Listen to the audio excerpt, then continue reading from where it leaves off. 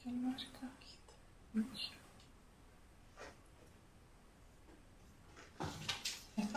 Ætla ég að tala eitthvað og þú heyrir það? Já, það væri fínt til að kveikja ljóðum núna. Já.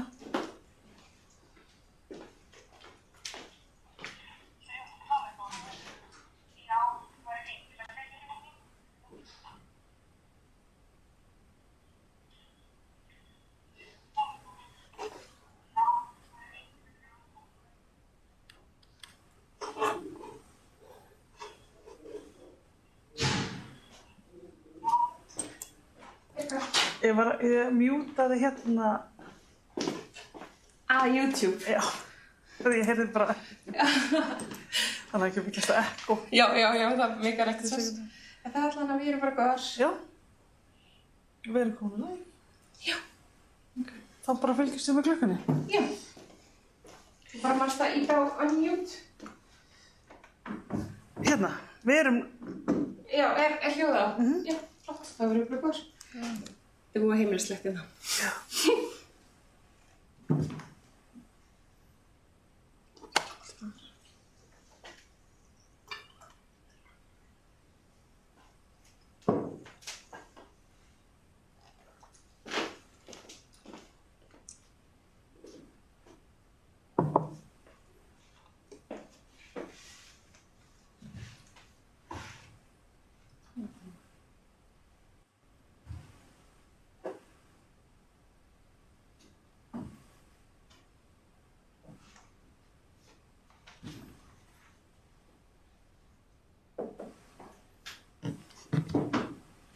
Svo hvað við erum.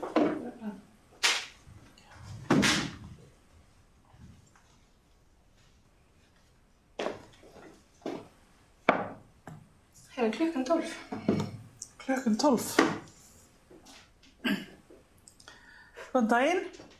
Ég ætla að bjóða okkur velkomin á upplýsingafund Matvælasjóðs. Við ákváðum að hafa fund núna í hádeginu þar sem að hægt er að senda inn fyrirspurnir. Við höfum verið að fá fjöldan allan af fyrirspurnum og bara vildum gefa kost á því að hafa samband og þannig að við getum svarað eftir bestu getu. Ég ætla aðeins að byrja á því að fara yfir nokkrar spurningar sem hafa verið að koma til okkar undanfarið, svona algengustu spurningarnar. Hvernig verkefni verið að styrkja? Ég ætla aðeins að fara yfir það eftir. Ég ætla að byrja á því hvað er átt við með nýnæmi.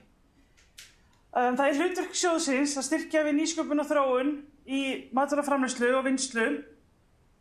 Og með nýnæmi er átt við það þegar við erum að búa til nýja þekkingu eða nýja tækni eða ferla.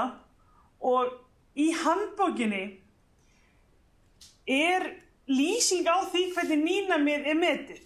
Það er allt frá því að það sé ekkert nýnæmi í verkefninu og þá er það engin breyting á þeim tæknum eða ferlum sem eru til staðar í dag að því að verkefni getur leitt til nýrra tækni eða ferla sem áður var óþekkt á viðkomandi sviði. Þannig að þetta er skalinn, eins og segja, að fara frá einhverju, já, það bæti engu við eða það sé að gera eitthvað sem er ekki til í dag. Það er það sem er átt við með nýnæmi. En ég hvet ykkur endilega að skoða varðandi þetta, sem sagt kafla 5 í handbókinni. Hvenær er umsóknarfrestur? Umsóknarfrestur er núna út mánudaginn 21. september. Þannig að það er opið til miðnættis. Þannig að umsækjendur hafa allan mánudaginn líka til þess að skila inn umsóknum. Hvenær verður auglýst eftir umsóknum í sjóði næst? Er líka spurning sem við verðum að fá. Við erum að gera ráð fyrir því að það verði árleg úthlutun og næsta úthlutun verði næsta vor. Þannig að við séum að opna fyrir umsóknir svona í mars, þannig að við getum úthlutað fyrir sumarið. Það er stefnan eins og hún er núna. Síðan er önnur spurning, ég er í matvælaframleiðslu og hyggst nota efni sem fellur til við framleiðsluna til að áframvinna og framleiða til dæmis snyrtivörur. Eru slík verkefni styrkhæf? Já, ef þetta er eitthvað sem fellur til í matvælaframleiðslu, þá er það. En ef þetta er eitthvað sem er ekki að falla til í matvælaframleiðslu, þá er það ekki styrkhæft. Þannig að ef það er ekki verið að framleiða matvæli, þá eins og næsta spurning en efni sem eru notið í matvælaframleiðslu, nei, það er ekki hægt að fá styrk bara maður er að nota sömu efni og er gert í matvælaframleiðslu. Og hugmyndi þarna er að það er hlutverk sjóðsins að auka verðmætasköpun og með því að nýta það sem að tilfellur á hráefninu sem er verið að vinna með. Þannig að ef maður er að nýta innmat eða eitthvað sem að fellur til við veiðar, að þá sannarlega er maður að auka verðmæti þeirra afurðar. Síðan er oft spurt tækjabúnað og annað slíkt. Og ein spurning sem við fengið að ég er með fyrirtæki sem er ekki matvælaframleiðslu en við stefnum á að þróa og framleiða búnað sem nýtist við matvælaframleiðslu. Er slíkt verkefni styrkhæft? Ef þetta er eitthvað sem er alveg nýtt og er ekki þekkt áður, að þetta sé einhver ný tækni eða nýir ferlar sem að koma til með að auka verðmæti afurðarinnar, já, þá er það styrkhæft. En bara kannski svo að það komi fram, það er ekki styrkhæft að kaupa sér tæki til þess að framleiða. Þannig að segjum að maður sé með einhverja vinnslu og maður þarf að bæta tækjakost eða bæta við tæki til þess að geta gert eitthvað nýtt, þá er það ekki styrkhæft að auka við tækjakostin sinn. Er hægt að nálgast efni matvælasjóðs á öðrum tungumálum? Enn sem komið nei, þá er það því miður ekki hægt. Bara alveg viðurkenna það, þetta er eitthvað sem við hugsuðum ekki út í. Þannig að við erum ekki með efnishandbókina á ensku, en það má sannarlega skila inn umsóknum á ensku. Það er ekki því til fyrirstöðu að skila inn umsóknum á ensku, en engu öðru tungumáli nema ensku og íslensku að svo stöddu. Þannig að þetta eru spurningar algengar sem við erum búin að vera að fá og áður en ég ætla að byrja að svara spurningu sem hafa borist, eða er að berast, þá ætla ég að fara aðeins yfir flokkana. Báran er hugmyndaflokkurinn okkar og þarna er bara, eins og ég segi, allir þeir sem hafa gengið með hugmynd í maganum, nú er tækifærið. Þið hafið tækifærið til þess að sækja styrk, allt að 3 milljónum. Þetta er fyrir einstaklinga og fyrirtæki sem eru ung, sem sagt yngri 5 ára, eða er að velta undir 300 milljónum. Og það eru litlar kröfur, umsóknir þarf bara að vera hámarki 10 glærur, þannig að hún þarf að vera bara hnitmiðuð, ég segja frá hvað þið ætlaði að gera og hámark 3 milljónir eins og ég sagði og verkefni getur verið alltaf 6 mánuðir. Þannig að endilega að nýta sér þetta og sækjum. Keldan, það er rannsóknarflokkurinn okkar, þess að rannsóknir og þróun. Og þarna erum við að horfa á það sé verið að skapa, eins og segi, nýja tækni eða nýja bara þekkingu á ferlum eða nýjar vinnsluaðferðir. Og þetta keldan er opin fyrir alla. Og þarna er þetta að sækja með hámarki 30 milljónir og verkefni má taka hámarki 12 mánuði. Og það er krafist mótframlags þarna og mótframlag getur til að mynda verið vinna þeirra sem að verkefninu koma. Það hefur verið spurt varðandi verkefnislengt og hvenær verkefni megi byrja. Hvort að verkefni þurfi að byrja eftir að umsóknarfresti lýkur.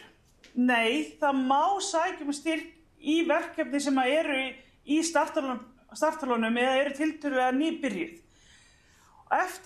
Ef að verkefni fær styrk, þá er líka tímarammi til þess að hefja verkefnið.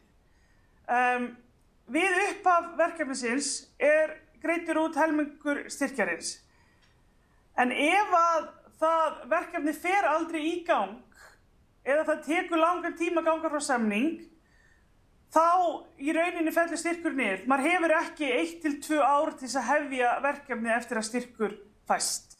Það þarf að vera innan svona almenna skynsamlegra marka. Afurðin, það er flokkur í rauninni sem er eftir þetta hugmyndastig, þannig að maður er byrjaður á okkur vinslu og það er ekki komið endilega að markaðssetningu.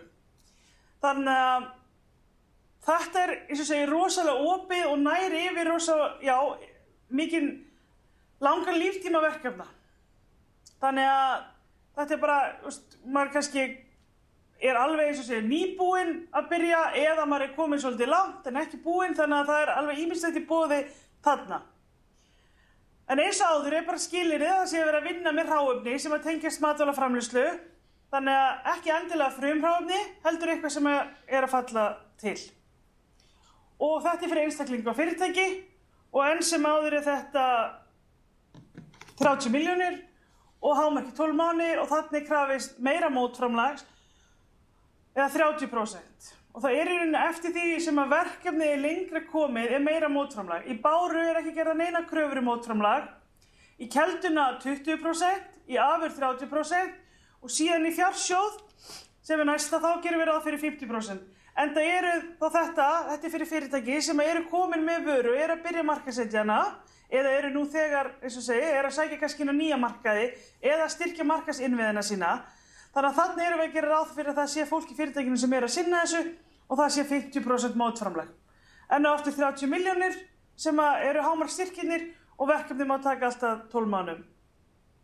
Og bara þannig að það komi aftur styrkja markaðsinnviði og markaðssókn að vera tengdum íslenskri matvælaframleiðslu og það líka í boði að sækja styrki á erlenda til þess að fara með vörurnar sínar inn á erlenda markað. Þannig að þetta var svona aðeins stutt yfirferð yfir flokkana og þessar helstu spurningar og nú ætla ég að kanna hvort að það sé ekki örugglega komnar einhverjar spurningar. Jú, það þarna komið. Fyrsta spurningin möguleiki að sækja sem nýr aðili í vélahönnuð og framleiðslu vélbúnaði eða þetta einungis hugsa fyrir aðila í matvælaframleiðslu? Ef þetta vélbúnaður sem að ýta undir aukna verðmætasköpun í matvælaframleiðslu og þetta sé að þar leiðandi einhver ný tækni, þá möguleiki að sækja Þannig að ég vona það svari þeirri spurningu.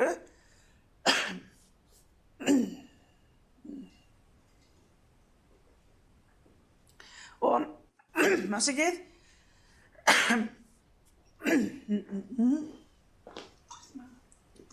Þetta mitt.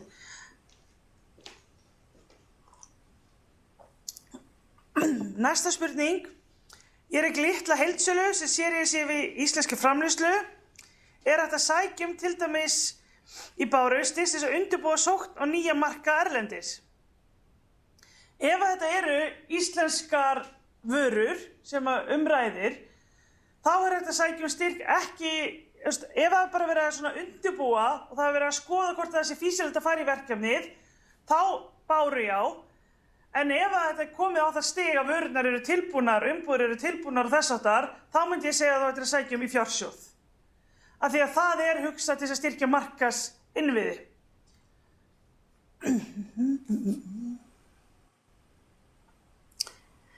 Möguleiki að sækja styrk fyrir matvælaframleiðslu með íslenskum jurtum? Já. Ef það verið að framleiða einhvers konar matvæli og það verið að nota jurtirnar, ekki nokkuð spurning. Það hægt.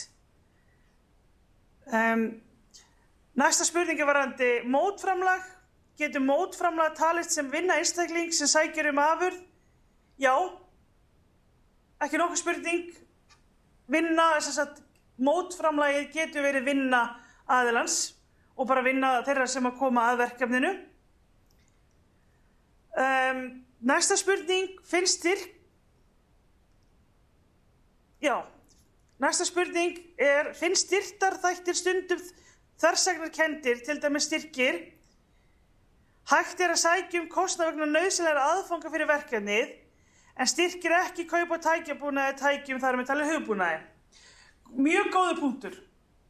Þannig að ef þeir eru til dæmis að sækja í Keldu og það þarf að þróa einhverja nýja tækni til þess að prófa vöruna, þá möguleiki að sækja en það ekki hægt, eins og ég sagði áðan, að sækja til þess að kaupa sér nýja vél til þess að auka afkastagetu eða að kaupa sér einhvern hugbúnað sem Word eða Excel bara því þú þarft það til þess að skila inn einhverju skýrslu með öðru sem á að skila.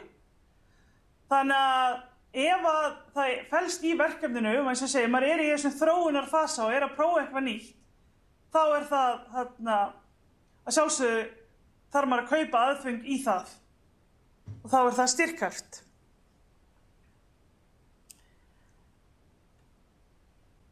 Getur launakostnaður flokkast sem mótframlag fyrirtækis? Já, laun geta flokkast sem mótframlag. Þannig að ef maður að leggja fram einhverja vinnu, þá það flokkast sem mótframlag. Laun að sjálfsögðu styrkhæf. Þannig að ef maður að sækja og segjum að maður sé að sækja í báru og maður að vinna sjálfur einhverju hugmynd og ætlar að reikna sér laun í einhverja 2-3 mánuði og þá kemur það fram í handbókinni hvernig maður, hvaða viðmið maður hefur við launin, en maður að sækja styrk í rauninni til þess að geta mögulega tekið sér frí í vinnunni og unnið að verkefninu. Ferðakostnaður, inniheldur það uppihald? Það fer, eins og ég segi, bara skoði handbókina vel. Það ekki gert ráð fyrir til þess að maður getur ekki verið að sækja til þess að fara á einhver námskeið eða þess háttar, en í fjársjóði, þá alveg þegar maður að sækja og að koma vörunni á erlenda markaði og að fara á sýningar, þá ferðakostnaður, má telja það sem hluta af kostnaði við verkefnið. Nú ég að missa það komið svo mikið. Getur heimavinnslu fullvinnueldhús átt inn í báru? Já, það á allt inn í báru. Ef maður að skoða fýsileikann á því að setja það upp, til þess til dæmis að, eins og komið í dag, það hægt að skoða það að vera með okkur í landsvæði, eitthvað svona fullvinnslu eldhús til þess að auðvelda frumkvöðlum að koma og gera sína vöru, þá ekki nokkuð spurning. Hversu miklu verður úthlutaður matvælasjóði í þessar úthlutun? Og getur hluti styrksins runnið til erlendra samstarfsaðila. Sjóðurinn fékk 500 milljónir á fjárlögum og það smá rekstrakostnaður við sjóðinn. Þannig að við að gera ráð fyrir það verði tæplega 500 milljónum úthlutað. Ég myndi gera ráð fyrir allavega 480 milljónum sem að verður úthlutað núna vonandi í lok október. Og það var önnur spurning, getur hluti styrksins runnið til erlenda samstarfsaðila? Já, ekki nokkuð spurning. Það alveg bæði það, bara oft maður að kaupa sér einhverja þjónustu af erlendum, til dæmis í fjársjóð, eða maður í samstarfi við erlendar aðila þegar maður að sækja í kelduna í rannsóknarverkefnum, þá það, að sjálfsögðu má hluti styrksins renna þangað. Hvað með aðstöðu eins og eldstöði sem deilueldhús fyrir matarfrumkvöðla og smáframleiðendur? Getum við sótt styrk til þess að styðja við matarfrumkvöðla, til dæmis ráðgjöf, aðstoð og svo framvegis? Nei, það ekki hægt að sækja styrk til þess að vera stuðningur við aðra matvælar frumkvöðla. En ef það felst í því að maður sé að, eins og ég segi, setja upp aðstöðu sem hægt að sækja í og þannig sé auka verðmæti, þetta sé kannski markaðslegum tilgangi, þá ekki nokkuð spurning að setja inn umsókn og við skoðum það. En það hafa komið spurningar, einmitt fleiri varðandi þetta, svona samstarfsverkefni, þar sem að einhvers konar, einhver hópur sem vil taka sig saman og vera með ráðgjöf, til dæmis, það ekki styrkhæft.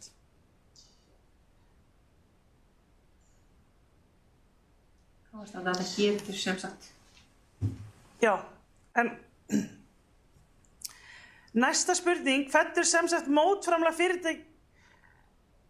Já, það verið að spyrja sem sagt, mótframlag fyrirtækis geta fallið undir tækjakaup og framleiðslubúnaði? Nei.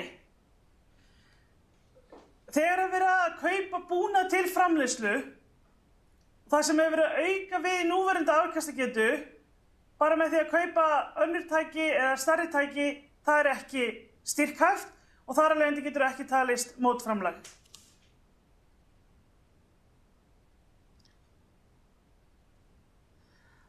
Aftur kemur með tæknibúnað, get ég sótt í báru sem endursöluaðili á tæknibúnaði sem ekki sést áður í Íslandi? Bara svona í fljótu bragði, nei, ég myndi telja að það sé ekki styrkhæft. Af því að það þarf þá að vera það þarf að vera að skapast einhver ný þekking eða eitthvað svoleiðis sem verið að búa til, ekki bara með því að endurselja tæki.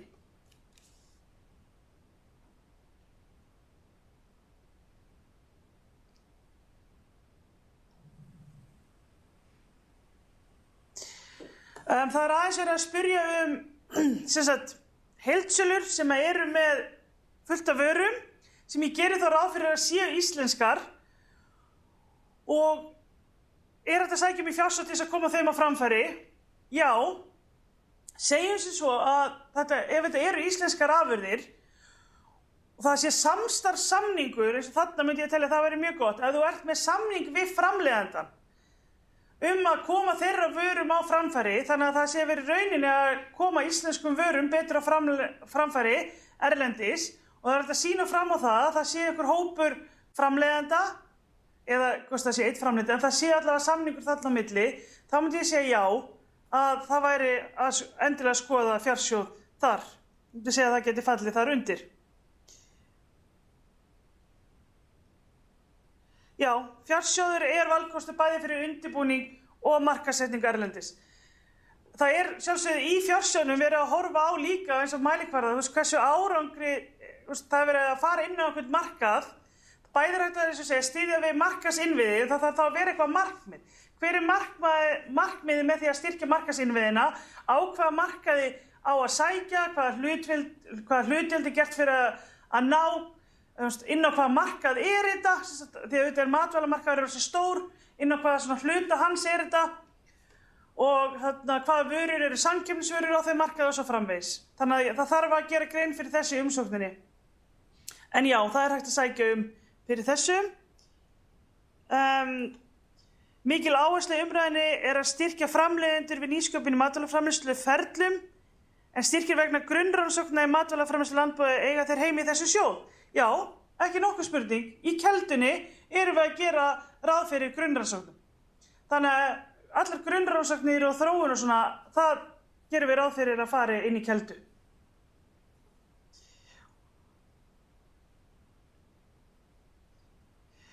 Svo spurt hvort að verkefni á eftirfarandi sviðum séu gjaldgeng, en þau geta leitt til aukinnar samkeppnishæfni íslenskrar matvælaframleiðslu, fóður fyrir fiskeldi og frumframleiðslu í landbúnaði. Ef að fóðrið unnið úr einhverju sem að tilfellur við framleiðslu í dag, þá já, annars nei. En bara ef að það eru líka einhverja svona athugasemdir, eins og segi, þá mjög gott að senda okkur línu og segja frá, við erum búin að skoða, okkar verkefni passar ekki inn og láta okkur vita, því eins og við sögðum hérna á kynningafundinum, þá þessi sjóður sjálfsögðu í mótun og það sem kannski ekki styrkhæft í dag, það þýðir ekki að það verði heldur ekki styrkhæft í framtíðinni. Þannig að ef við sjáum einhverja þörf, þá sjálfsögðu tökum við það til umfjöllunar og skoðum hvort að það heima í sjóðnum. Og ég ætla að vona að ég sé ekki að missa neinum spurningum. Var það framhald af spurningum beint eftir? Þessari? Já, það var framhald af þessari sem ég var að svara, afurðir úr örþörungum og þangi, fæðubótarefni, líftækni, fræðslu, kennsluefni og svo framvegis.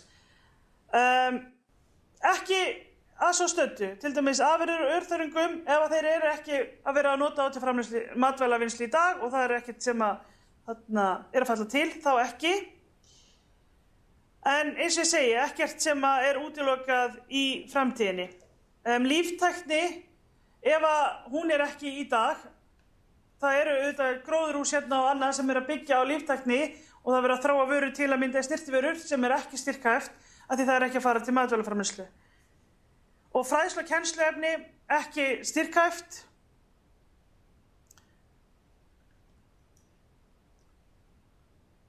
Já, rekjanleiki í virðiskeðju matvæla. Ég myndi segja að verkefni sem að snúa því að auka rekjanleika og annað, að þau gætu átt heima í sjóðnum. Þannig að ég myndi skoða því, að ég held að það sé nýnæmi við það að koma vörunum sinna á framfæri og getur leitt til aukinni verðmætasköpunar að við vitum nákvæmlega hvaðan varan að koma, bæði þá hvort það maður sé landbúnaði eða sjávarútvegi. En vistferlisgreiningar og aðgerðir í loftslagsmálum, ég ætla að vona að þessi verkefni, að við áttum okkur öll á því að við erum náttúrulega í dag stöndum við frammi fyrir loftslagsvanda að allavega þær aðferðir og nýjungar sem verið að þróa að það sé allavega hluta til verið að gera það til þess að minnka umhverfisáhrifin sem að framleiðslunni. Hvar eru mörkin á milli báru og afurðar? Góð spurning. Og svo hérna áfram með hugmyndin orðin að afurð en ekki sem endanleg markaðsvara hvor tegund styrks á að sækjum.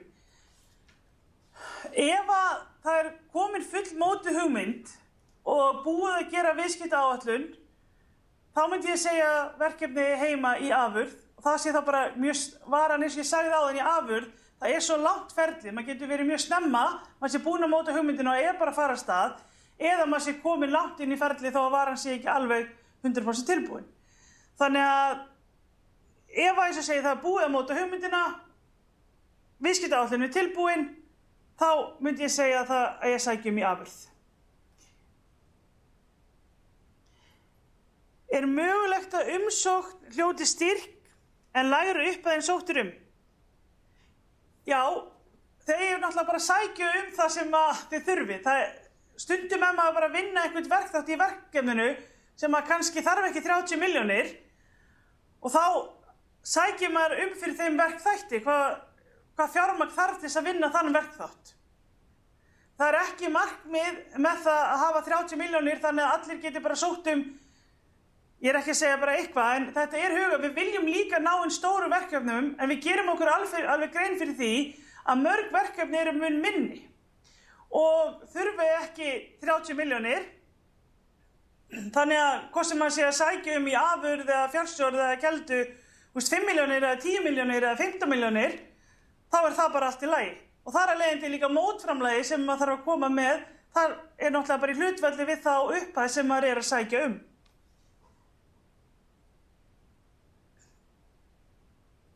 Varðandi að hafa samband, hvert höfum við samband til þess að fá nánari ráðgjöf? Það matvælasjóður.is.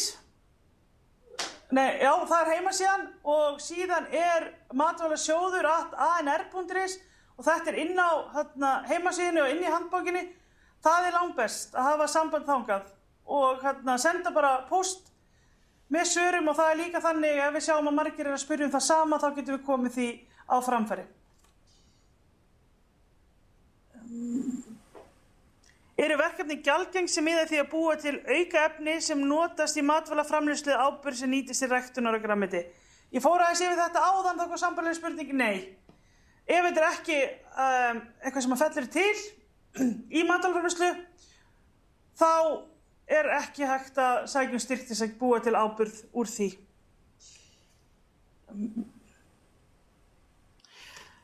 Síðan það aðstaða, heimavinna fullvinnsla tilbúin en býður leyfis úttektar. Hægt að sækjum í báru til að nota að borga leyfi úttekt ásamt prófunum aðferða í tilraunum með hráefni? Nei, þarna í rauninni verkefni komið af hugmyndastiginu, það tilbúið og það kemur líka fram í handbókinni að úttektir og annað slíkt, það ekki styrkhaft. En ef það væri verkefni sem sneri að því að skoða fýsileika þess að setja upp eða búið til businessplan eða viðskiptaáætlun fyrir svona eldhús, þá það styrkhæft í báru. Nú ég veit ekki hvort ég sé að missa af einhverju. Aðeins að renna þetta yfir.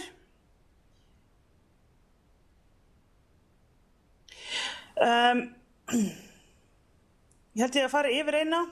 Helga Harald sagði mest. Já, í báru markaðsmál styrt styrt á 20%. Þar kemur fram að þar séu styrt undirbúningur markaðsstarf og bein markaðssetning á söluvöru. En ekki styrt gerð markaðsefnis. Já, ég skal segja bara það, þetta mjög góð spurning, að því að ef maður nefnilega að skoða það, við sjáum mjög oft það að vörur eru tilbúnar til markaðssetningar en það var aldrei búin að huga á því hvað ætti að selja þeir. Þetta inn á hvaða markaði og svo framvegis. Þannig að það hægt að sækja styrk til að gera greiningar á mörkuðum til dæmis, en það ekki hægt að sækja styrk til að búa sér til auglýsingaefni eða borga birtingar í blöðum eða á samfélagsmiðlum. Þannig að það í rauninni munurinn. Þannig að þú getur ekki sótt styrk til að búa til sjónvarpsauglýsingu eða blaðauglýsingu og ekki sótt styrk til að birta auglýsingar, en þú getur sótt styrk til að greina markaðina, ráða þér einhverja samstarfsaðila, maður að sækja inn á erlenda markaði, maður vill kannski gera einhverjar greiningar á markaðinum í samstarfi við þessa rannsóknaraðila, hvort það sé Maskínu eða Gallup eða eitthvað þess háttar, þá er hægt að nota fjármagnið í að kaupa þannig ráðgjöf.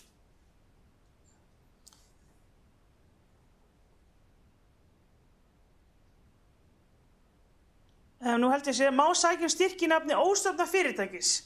Já, það má. En ef að verkefni fær svo styrk og gengið til samninga, þá er forsenda fyrir því að samningurinn sé gerður að það sé búið að stofna fyrirtækið.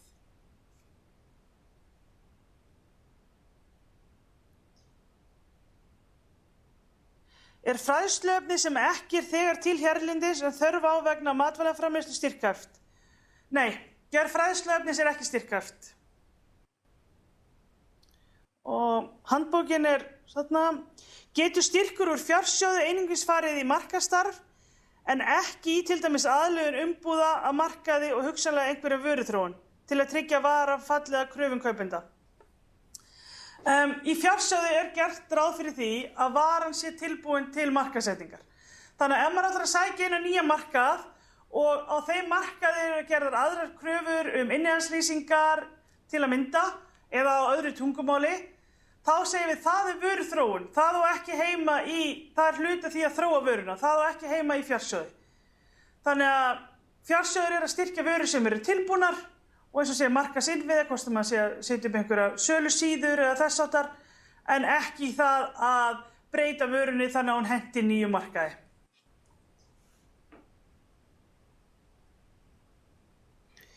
Ef sótt er fyrir markaðsstyrk fjársjóðs, í kafla 2 er talað nýnæmi, stöðu þekkingar og tækniferlar, er verið að biðja upplýsingar vöru tækni fyrirtækisins eða aðferði til markaðssóknar.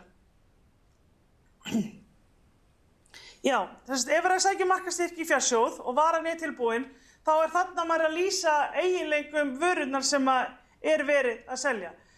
Þannig að segjum að ég sé með einhverja vöru og ég ætla að sækja inn á nýjan markað, bara í öðru landi, þá þarf ég að lýsa því hvaða eiginleika varan hefur. Er hún sama á einhver vara sem er nú þegar til á markaðnum, eða er þetta bæti einhverja við? Er ég með einhverja, tökum sér dæmi bara ketómatræðið, er ég með einhverja vöru sem eru pönnukökur sem eru til á markaðnum, en þetta eru ketópönnukökur og þess vegna er eitthvað nýtt í þeim. Bara svona auðvelt dæmi. Er vara mín að bæta einhverju við á þann markað sem ég er að sækja á? Er hún til að mynda sykulaus og það var ekkert sykulaus sambærileg vara til á markaðnum? Þannig að þannig er verið að horfa nýnæmið á þann hátt. En hvað ef einstaklingur sækir styrk vegna heimavinnslu fullvinnslu aðstöðu? Má nota það til að stofna til fyrirtæki sem uppfyllir sömu kröfur? Eða þarf verkefni að halda áfram í nafni einstaklingsins?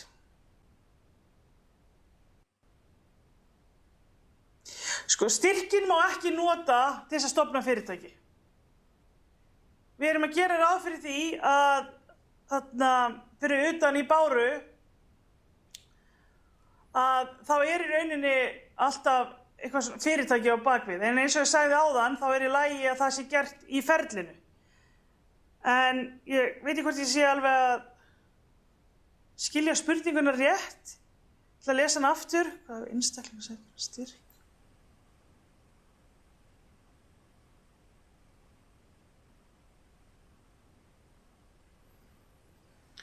Nú skildi. Ef einstaklingur sækir styrk, bara segjum til dæmis í Báru, síðan að verði það að, eins og segja, þetta er bara hugmynd sem að verkefni fái styrk og síðan fer það áfram í einhverju vöru, þá svo sannarlega má stofna fyrirtæki, en styrkurinn sem að fékkst í verkefnið, hann á ekki að fara í það að stofna fyrirtæki.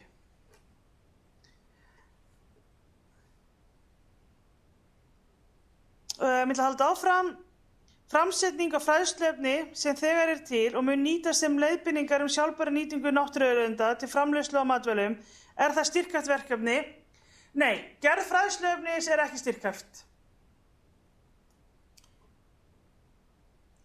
Styrkir fjársjóður markaðsefni, til dæmis auglýsingar? Nei, fjársjóður styrkir ekki það að búa til hvort er að framleiða auglýsingarefni eða auglýsingar eða birtingar á því. Fjársjóður er að styrkja markaðsinnviði til þess að sækja nýja markaði. Þannig að það er hægt að gera greiningar á þeim markaði sem er að fara inn á. Það er hægt að byggja upp sölu leiðir, hvort sem er í samstarfi erlenda aðila eða byggja upp heimasíður og annað til þess að koma vörunum sinni betur á framfæri. Það er það sem að fjársjóður í rauninu kannski snýst um. Ekki það að búa til auglýsingaefni.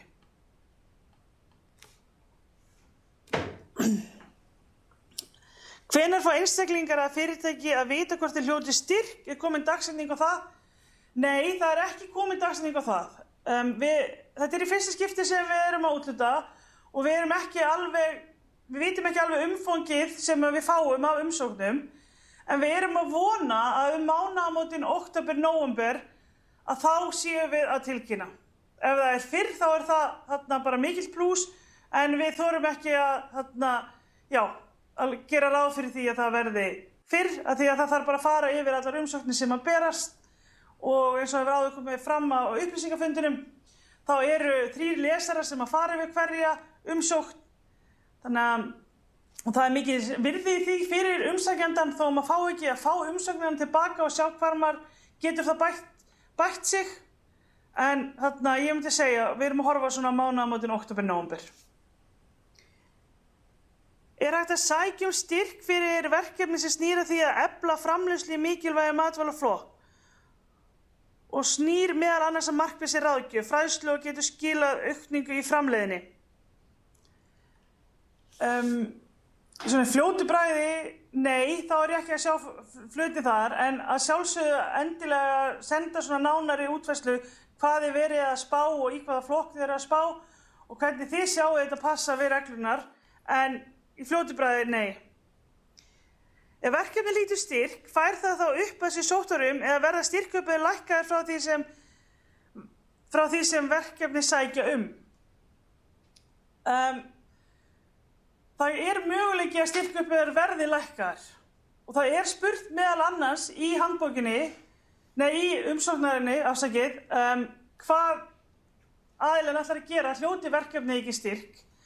Og líka eins bara ef það er einhverjir styrk eða þættir í umsókninni sem að til dæmis er ekki styrkhæfir, að þá er sjálfsögðu ekki veitt styrk fyrir því. Þannig að það er ekki, þó maður sækjum einhverja X upphæð, þá er það ekki ávísun ef að styrkur fæst að svo upphæð fáist öll. Getur kelda eða afurð styrkt framleiðslu aukaefna sem nýst getur í matvæli, svo sem þrávarnarefni sem ekki eru til á markaði?